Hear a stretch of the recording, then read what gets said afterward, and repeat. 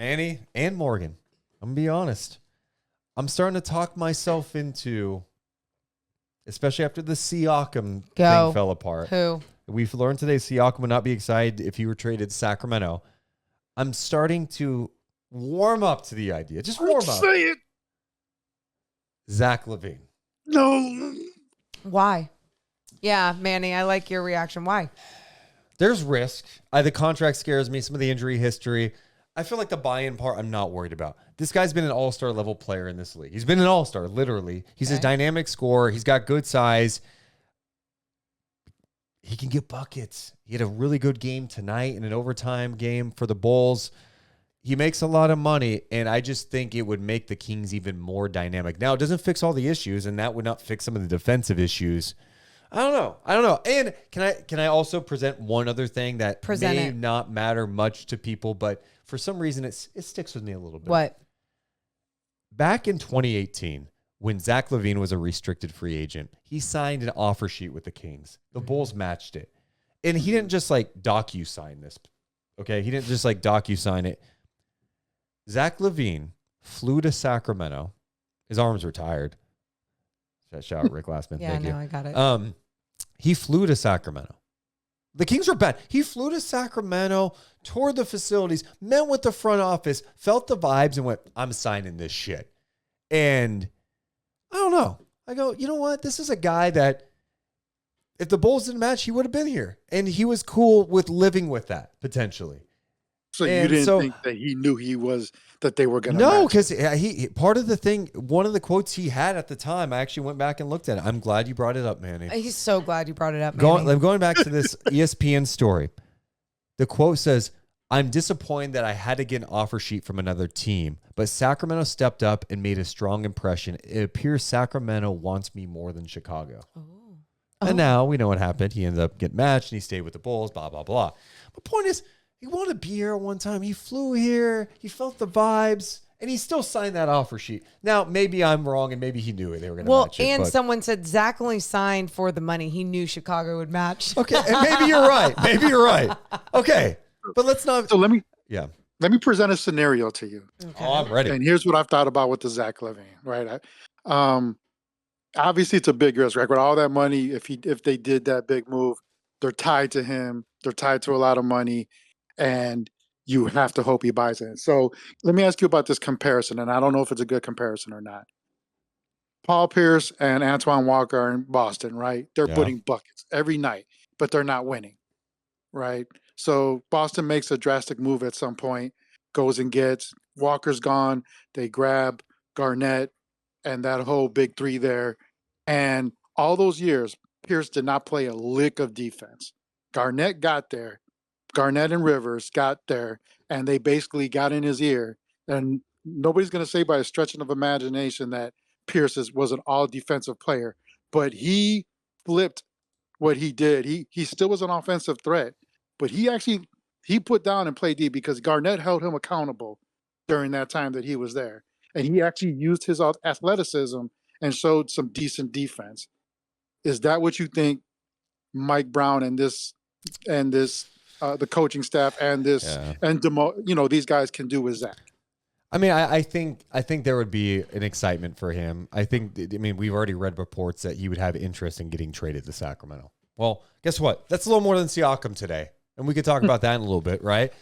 So that matters a little bit for sure. I think that if you're going to go with an area of concern, Zach LaVine, a guy who likes the ball in his hands, is he comfortable knowing that Fox and Sabonis have the ball in their hands a lot? And I don't want to take away from Malik Monk because that's another dynamic with all this. Malik Monk has been so good for this team this year, Morgan, and like taking. Why would that take away, especially if he's moving really to that backup point guard position coming off the bench? Well, you're still Zach LaVine's going to take shots. He's going to get some looks. But here's my question: wouldn't that still be Pascal Siakam too? Like, you know what I mean? It's like, true. I think sometimes we think of the mindset of these two and we feel more confident in the Siakam mindset than you do in the Zach LaVine. But I think that's also unfair to Zach LaVine in a new setting. And look at me selling you on Zach LaVine okay, now. so and you're asking him, right? You're talking about somebody buying in. So whether it was Pascal or whether it's Zach, you're telling him, hey, you're not going to get this volume of shots here. You're going to buy into the system. So you're not going to get your 20 shots a game. This is this is a system that we run, and whoever's hot is hot. You need to play the same way all these other guys do, the way Monk does, the way De'Aaron plays, Sabonis. You're buying into the whole thing. Buying in. See, I feel like this started with me talking you guys into it, and now you guys are trying to talk me into it.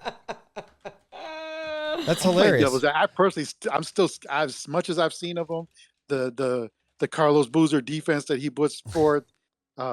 You know what though? We've watched Fox not play defense, and now he is, over the years, and look at what he's doing now. I think LaVine's athletic enough, he's long enough to be engaged defensively, and maybe being inspired, a change of scenery, and let's be honest, playing with some pretty damn talented players. DeRozan's talented for sure. But I think playing with Fox, who's in the prime of his career, Sabonis, these two players he'd be playing with are both playing the best basketball they've ever played in their NBA careers. So you add him, that may rejuvenate him a little bit on the West Coast. He doesn't have to deal with that cold Chicago weather anymore. Here's my question. What do you have to give up for him? Well, that's the thing. His contract's a lot. So I think it's going to be a similar package. I mean, we're talking about like Herter, Barnes, Moore. And I don't know what the market, if you believe reports, the market hasn't been great on him.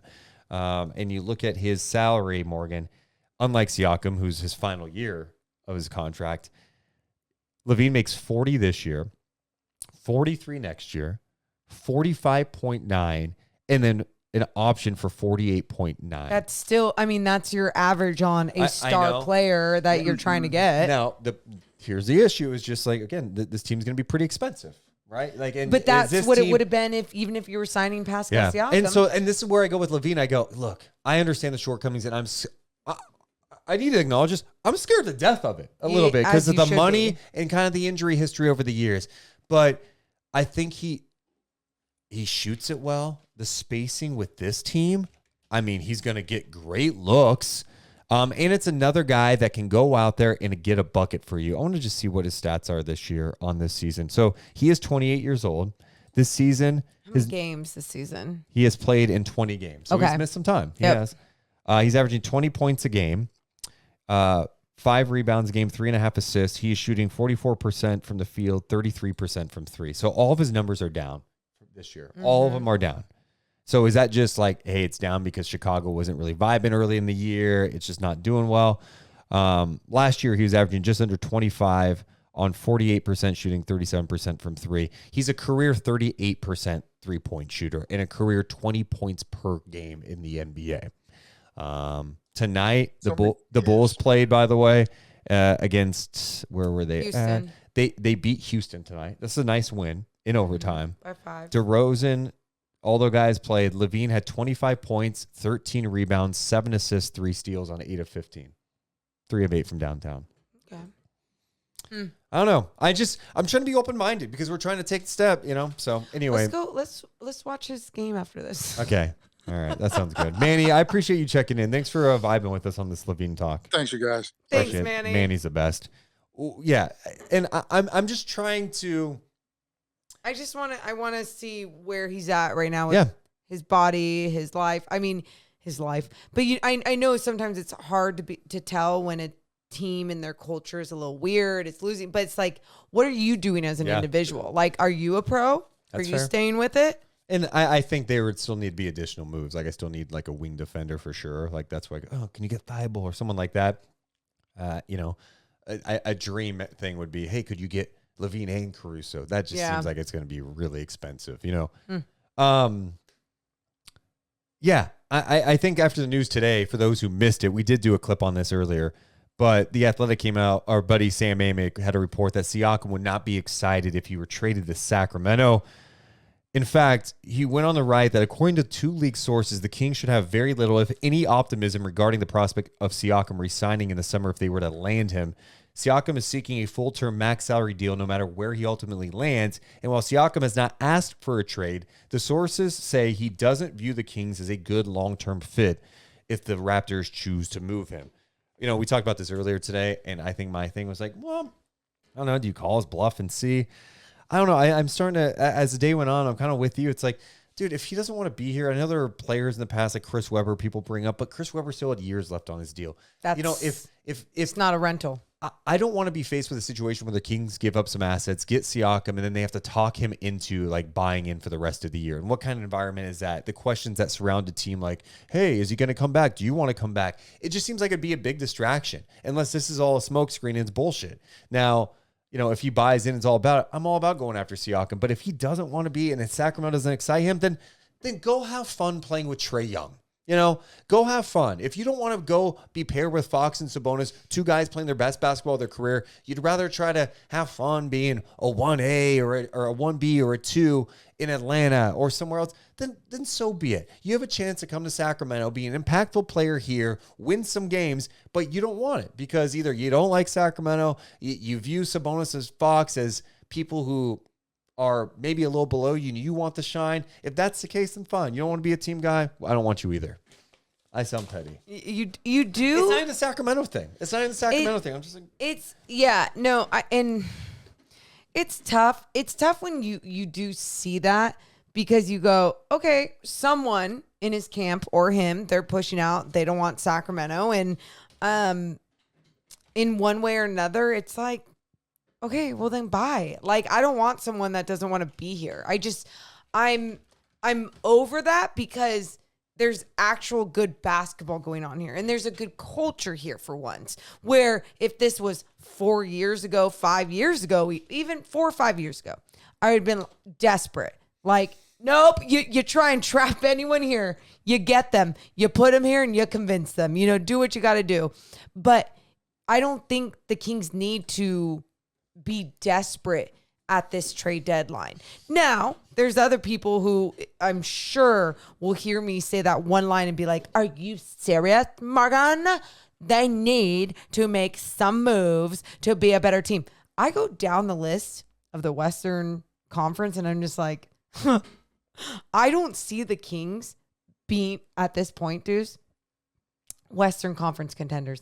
And I just have so much faith in the Denver Nuggets, in the Los Angeles Clippers, in what they've been. I know they just signed Kawhi to a longer deal. And sure, Kawhi has actually been playing basketball this season, probably more so for that contract. And then he'll play 40 games next season or something.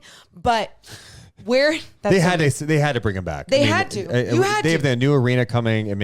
Selling tickets and everything is meshing for them. I hear you on that, but I think if you make the right move, it can elevate the Kings to another level. And the reality is, if you make the right move and next year Keegan takes another step, then we're talking about you being in that mix. And here's the other thing: if you make that move this season and it does elevate you, then you are getting the experience of what it takes to make it to the second round of playoffs. And we talked about how important even just making it into the playoffs, that experience was for this team to grow off of. And when I say grow off, I'm talking about like team culture grow off of. I know so many people are like, the next step is second round of playoffs. The next step is Western Conference contenders. And I get we always want the next thing to be defined as something, but sometimes you really have to like take a step back and go, okay, how is this still making this team better? I mean, go down the line of different organizations where teams kept getting knocked out, but they kept keeping with continuity or like making those small tweaks or whatever they needed to do to get to that next level. And they stayed patient with it. My point is, I just don't want any freak out trades where you're losing all your assets, doing the wrong thing just because you wanted to make that push for the second round of playoffs. Like, Make it not out of fear. There's some names out there, right? Like people are mentioning Kuzma still. There's Jeremy Graham, Matisse Thybulle, Caruso. And there's other names that we're not even talking about. Aren't going to even move the needle that much. And that's maybe even where the Kings need to do. It has to be moving the needle more than Kessler Edwards. Kuzma, Kuzma to me doesn't like. Oh, I think they get way better. I think they get better. They get better. It's an upgrade. I'm not here going, they get way better. Okay. They get better. You start talking about someone like LaVine, and yes, I know you're on the Deuce Mason roller coaster ride right now where I'm like, yeah, talk to me. I'm talking you guys into LaVine. Then you guys are talking me into it. And now where are we at? I love Malik Monk. And if LaVine meant losing Monk, it's like... When you say losing in free agency, if he was just like, you know what, I want more of an opportunity. Like one, I'm not going to get paid as much in Sacramento compared to other teams because they can only offer me 17.5. So I'm already taking a discount. And like, you guys got like a lot of guys now. You got LaVine, Fox, Sabonis, Keegan. Like, where do I fit into this? I thought I was helping you guys win. I can come off the bench and give you 20 points and close to 10 assists. Why can't I be that guy?